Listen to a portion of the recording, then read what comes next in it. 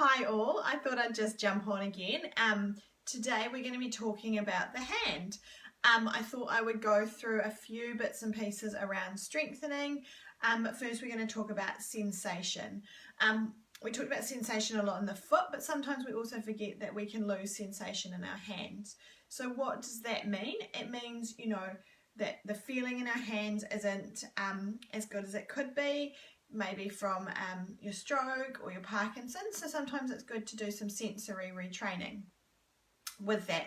So it may be that you're using a toothbrush to go over the entire surface, or different textures. You might get in there and actually do some massage with your hand, especially if there's some swelling.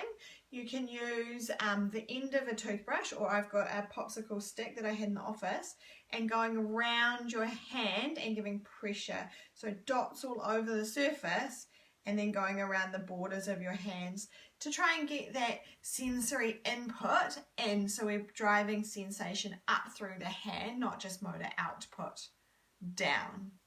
Other things that we can do for strengthening is a really good item around the house to do some finger strengthening is using some pegs. So squeezing them. I've got some nice strong pegs that I have to put a lot of pressure, and you can do different fingers on them to get that strength. You're wanting to do reps, so you're actually getting to a point where it's hard, but don't over fatigue your hands, especially if you do have a lot of issues with using your hands, because you need to use them for everyday life, but we still want to be doing.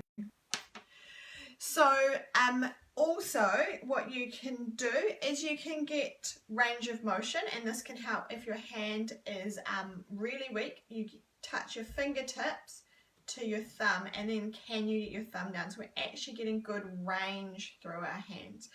Functionally, we need to have range in our hands so that we can open jars, we can wash our hair, we can use our toothbrush, all those sorts of things. So keeping range in your hand is really important.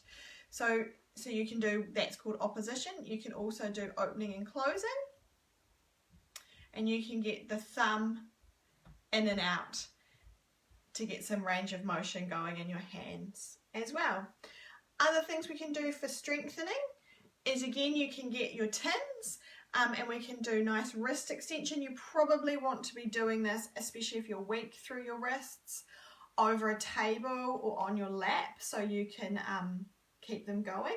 You can use different size tins depending on how strong or weak you are, or if you've got some little weights lying around, the lowest you can get is 0.5, which can be quite good for strengthening up those wrists. Otherwise is working on functional rehab. So can you actually practice taking on and off a jar lid, or using different sizes? So this is a spice jar, so I'm having to use different grips to work them, and that can be good if your hands are really weak. You can work on strength, or it's a functional task.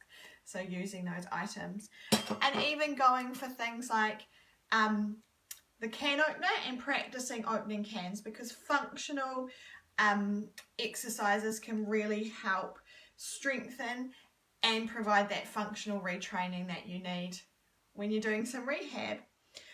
Lastly, I've got something that's not quite as functional but been really good for fine motor control, is grabbing a cup, and depending on what you've got around, I had some beads lying around that I use in clinic, but it could be buttons, it could be Lego, it could be beans, dried beans out of the cupboard.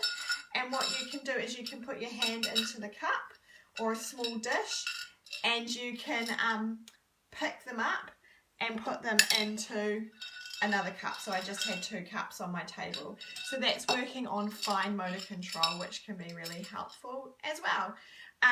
So this is really good for all our neurological clients, but it can be really good for people who have struggling with arthritis in their hands as well, or if you've or if you had a hand injury. Don't do a lot of stuff with the physical side of hand injuries. We leave that to our hand therapists, but these are just some ideas for you today. Okay, hope everyone's having a good day. I'll talk to you later. Bye.